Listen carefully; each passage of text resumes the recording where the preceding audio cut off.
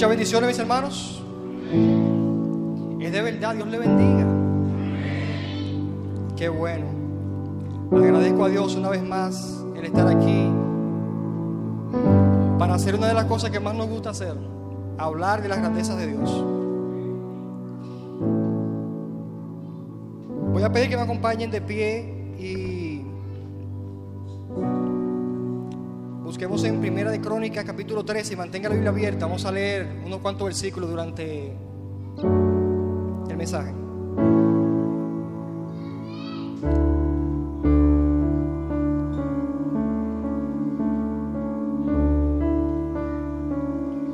Primera de Crónicas capítulo 13.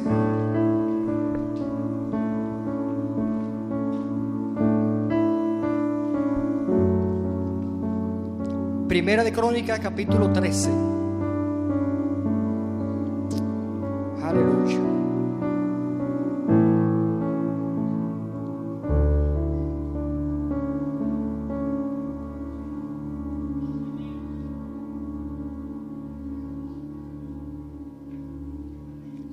Primera de Crónicas capítulo 13.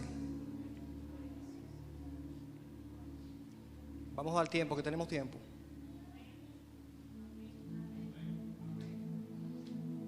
Amén.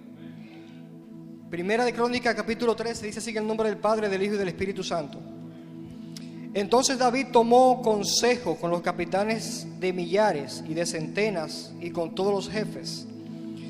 Y dijo David a toda la asamblea de Israel: si os parece bien y si es la voluntad de Jehová nuestro Dios, enviaremos a todas partes nuestros hermanos que han quedado en todas las tierras de Israel, y por los sacerdotes y levitas que están con ellos en sus ciudades y ejidos, para que se reúnan con nosotros y traigamos el arca de nuestro Dios a nosotros, porque desde el tiempo de Saúl no hemos hecho caso de ella. Y dijo toda la asamblea que se hiciese así, porque la cosa parecía bien a todo el pueblo. Pueden tomar asiento, dejen la Biblia abierta. Vamos a leer unos cuantos versículos durante el mensaje. En esta noche quiero dar continuidad a un mensaje que hace un tiempecito prediqué aquí y expuse con el tema el orden de Dios. Y para esta ocasión quisiera ponerle de tema a lo que voy a hablar: el protocolo del reino.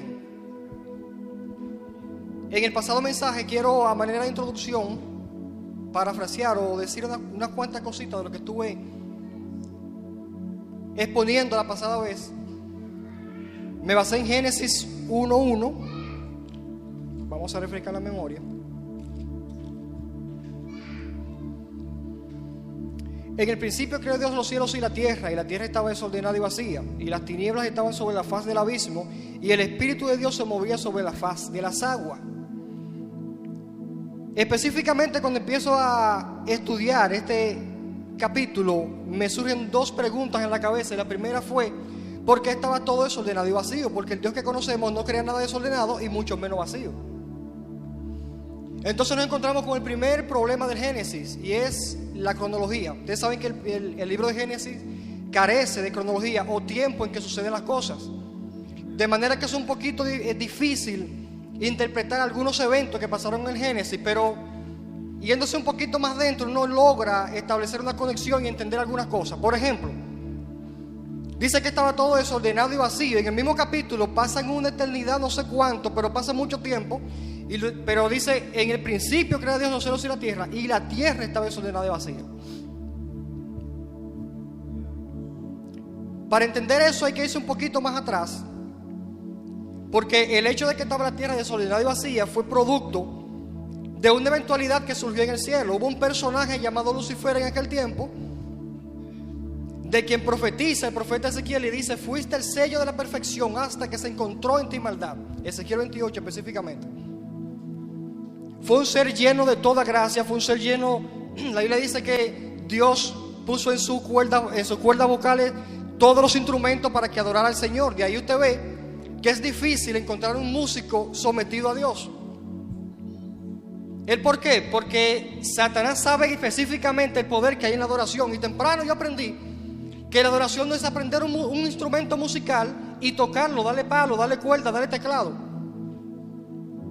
Satanás sabe específicamente el poder que existe en la adoración. Por eso es que ataca tanto la adoración.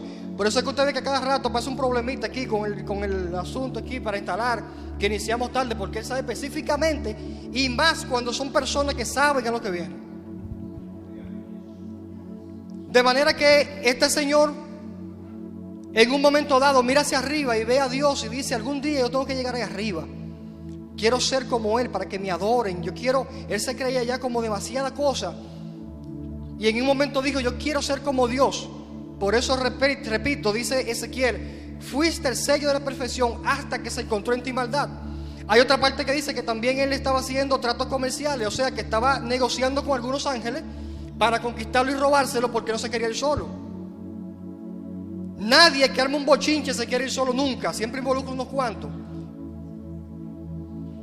Por eso cuando suena, bueno, y gracias a Dios no suena chisme ya en la iglesia, pero para el tiempo mío en aquel entonces sonaba mucho chisme, muchas cosas. Aparecía uno y ese uno tenía una red, y cuando me preguntaban a uno: no es fulano, no es fulano, no es fulano, y aparecía un grupo. Entonces, porque el que va a hacer un bochinche no se va solo, siempre arma un grupo. Y Satanás tenía su grupito preparado. Miren, mira lo que vamos a hacer. Yo estoy armando un partido político llamado el Tumbe. Vamos a darle un tumbe a Dios, porque es que míralo tan alto, Él no hace muchas cosas ahí arriba. Porque es que siempre estamos viendo que no se hacen bien las cosas, pero no aportamos para eso. Siempre queremos estar ahí arriba para hacerlo, porque siempre pensamos que nosotros podemos hacerlo mejor que el que está ahí, pero no aportamos para hacerlo.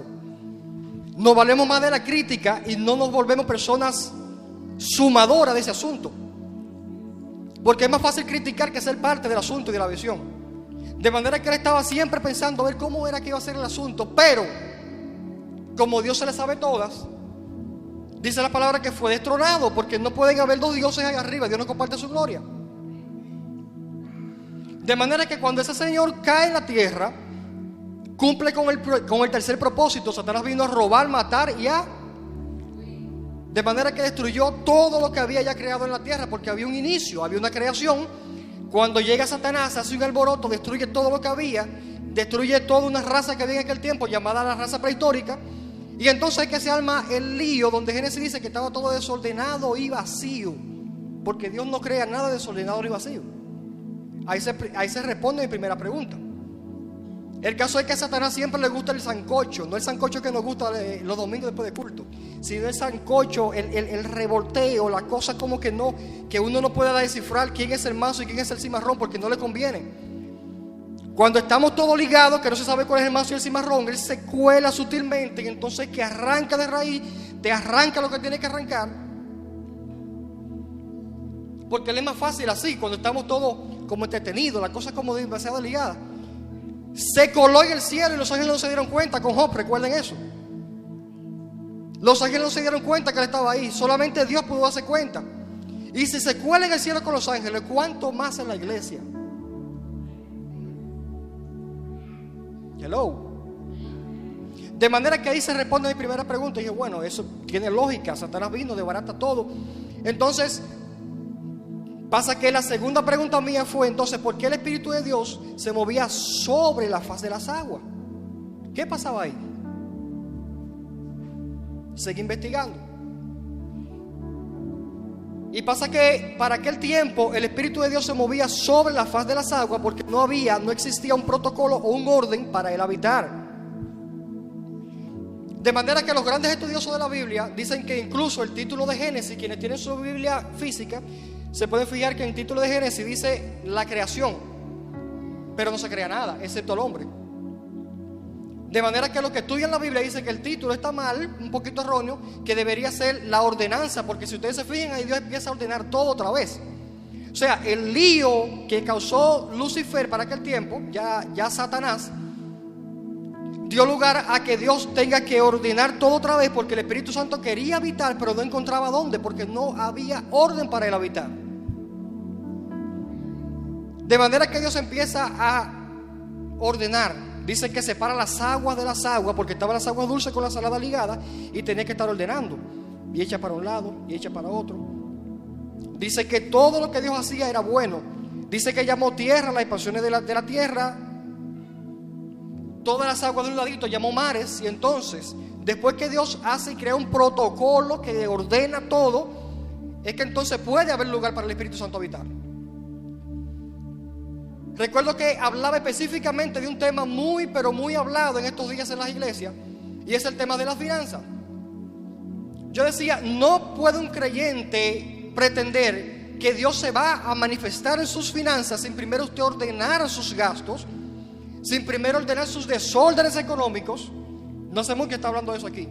Sin siquiera usted ordenar sus diezmos y ofrendas, porque ese es un caso tremendo. No queremos diezmar y ofrendar, ni queremos ordenarnos en los gastos, pero que digo que Dios se meta en la finanza. De manera que donde no hay orden, Dios no se puede mover. Es negativo, no hay manera, no hay forma de que Dios se mueva en el desorden.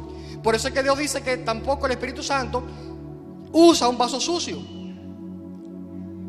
El protocolo en toda cocina debe ser que todos los trastes estén limpios y en sus lugares. Si usted usa un vaso, ahí mismo fréguelo y póngalo en su lugar. Ese debe ser el orden que debe haber en toda cocina.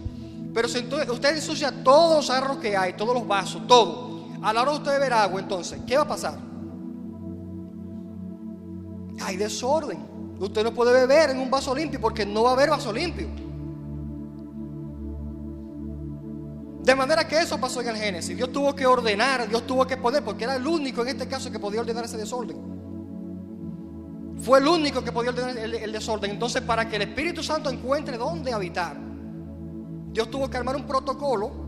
Cuando hablamos de protocolo es lo mismo que orden. Lo único que protocolo es el conjunto de normas, ¿verdad? El conjunto de normas para llegar al orden. De manera que siempre Dios está insistiendo con un protocolo. Siempre Dios está insistiendo con un orden, porque a Dios le gustan las cosas ordenadas. Ahora bien, donde leímos pasa un asunto interesante. David se propone traer el arca y se crea un protocolo, se crea un orden para traer el arca. El arca no estaba en Jerusalén. Capítulo 13, versículo 1.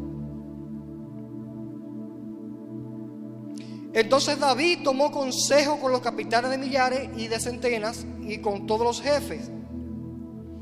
Lo primero que David da a demostrar es la clase de líder que es él. David, siendo rey, pudo decir, bueno, yo soy el rey de esto aquí, vamos a agarrar y vamos a traer el arca, esto es lo que vamos a hacer, esto y esto y esto y esto y punto. No, David dijo, bueno, vamos a llamar a los jefes, vamos a llamar a los sabios, vamos a llamar a unas cuantas personas, porque de manera que vamos a traer el arca y el pueblo tiene que ser partícipe. Vamos a ver qué dice el pueblo de eso. Da a demostrar la clase de líder que es, un líder de consenso, y llama al pueblo.